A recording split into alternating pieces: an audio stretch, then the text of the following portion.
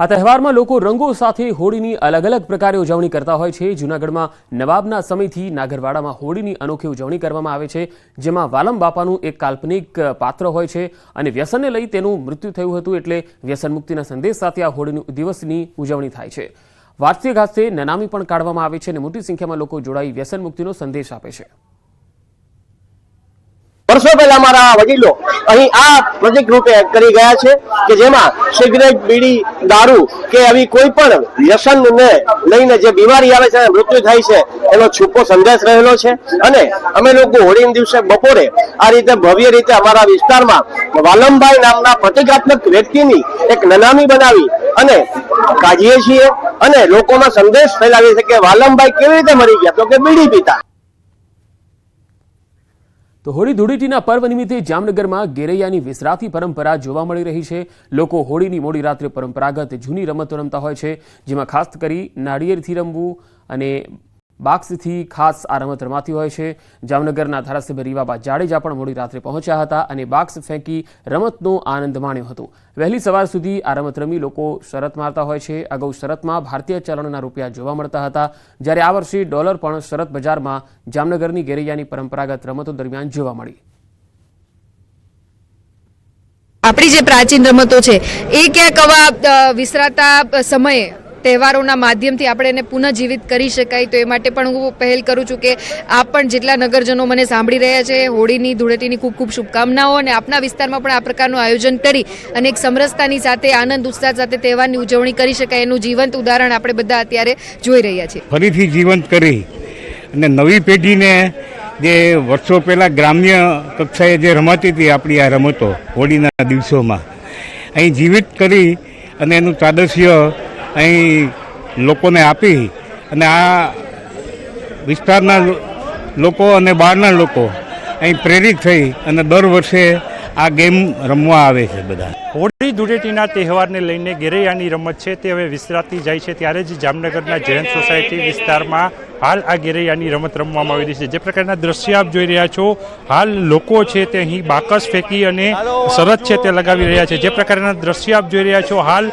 જે રમત છે તે રમતમાં હાર જીત થતી હોય છે, તેના પૈસા પણ અહીં ક્યાંક ને ક્યાંક શરત રૂપે લગાડવામાં આવતા હોય છે। અહીં ડોલરની શરત લાગી છે, શું કહેશો? બસ જો મજા આવે છે, બધા પૈસેથી રમે છે, અમે ડોલરથી રમીએ છીએ। આ તહેવાર જામનગરમાં હવે ડોલર પણ ક્યાંક ને ક્યાંક શરત બજારમાં હર વખતની જેમ જે બાકસથી નારિયેળથી બધા રમતા હોય એમાં જે હારજીત થતી હોય એ પહેલાં અમે પૈસાથી કરતા અને હવે તો આ ઝડપી જમાનામાં ડોલરથી હારજીત કરવા માંડ્યા છે બધા। અગાઉ અહીં રૂપિયાની રમતો રમાતી હતી, પરંતુ હાલ ડોલરની રમત રમાતા લોકો અચરજ સાથે હોળીના તહેવારની અહીં રંગમય ઉજવણીની સાથે ક્યાંક ને ક્યાંક હાર જીતની ઉજવણી પણ કરી રહ્યા છે। ત્યારે શરત બજારમાં હવે અમેરિકન ડોલરનું પણ આગમન થઈ ચૂક્યું છે। કિંજલ કારસરિયા, ન્યૂઝ 18 ગુજરાતી, જામનગર। તો હોળીના પર્વને મનાવવા માટે ડેડિયાપાડાના ધારાસભ્ય ચૈતર વસાવા માદરી વતન બોગજ ગામે પહોંચ્યા, જ્યાં તેમણે ઘેરિયા બનીને ગ્રામજનો અને કાર્યકર્તાઓ સાથે આનંદ અને ઉલ્લાસભેર પર્વની ઉજવણી કરી। ચૈતર વસાવાએ આદિવાસીઓના પારંપરિક વેશમાં સજ્જ થઈને ઢોલ નગારા સાથે અનોખા અંદાજમાં આદિવાસી નૃત્ય કર્યું, ગ્રામજનોને ગળે મળી તિલક કરી હોળીના પર્વની શુભેચ્છા પાઠવી।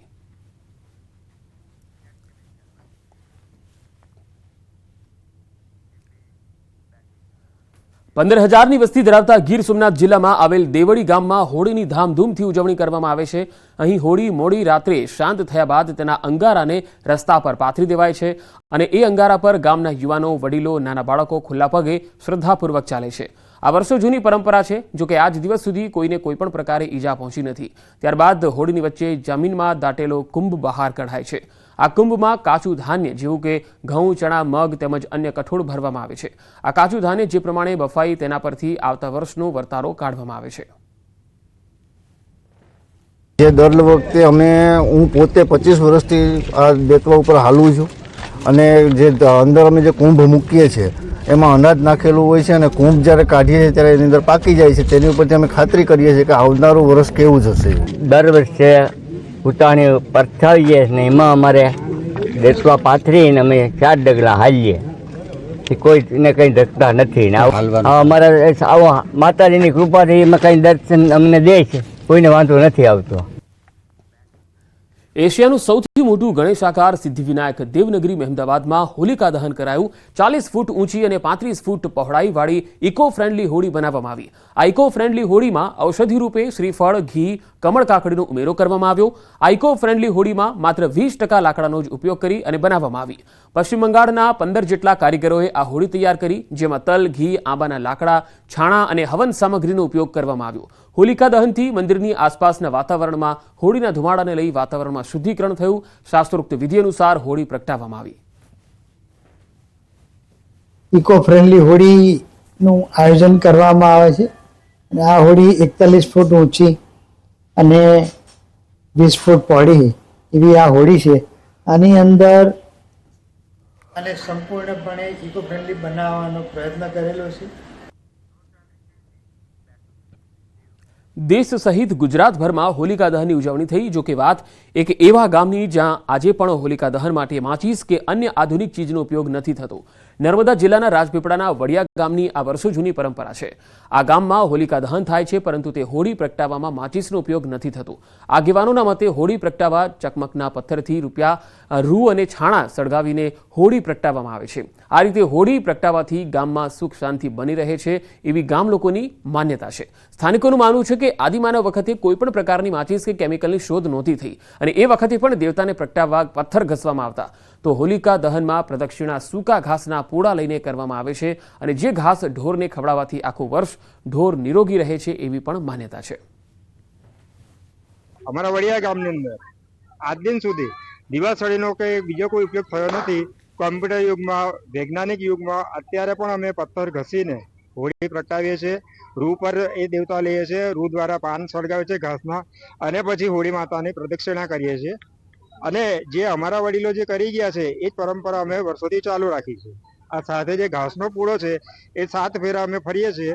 એ ઘાસના પૂળા લઈને અમે માતાજીને પ્રાર્થના કરીએ છીએ કે અમારું બધાની તબિયત સારી રાખજો, ઢોર ઢાકર સારા રહે. એટલે ઢોર ઢાકરના ઘાસ ખવડાવી દેવામાં આવે છે ને લગભગ 99% સુધી ઢોરોને કશું પણ કોઈ બીમારી થતી નથી અને કદાચ હોય તો પણ એ મટી જાય છે. હોળીમાં જે પૂળા લઈને ગામના લોકો ફરે છે, માન્યતા છે કે એ ઘાસથી પશુઓને ખવડાવે છે તો એ બીમાર પડતા નથી, એવી માન્યતા છે. આ જે પરંપરા છે તે અમે આગળ પણ જાળવી રાખીશું. રાજ્યના વધુ સમાચારો જોઈશું. હાલ રોકાઈશું એક વિરામ માટે.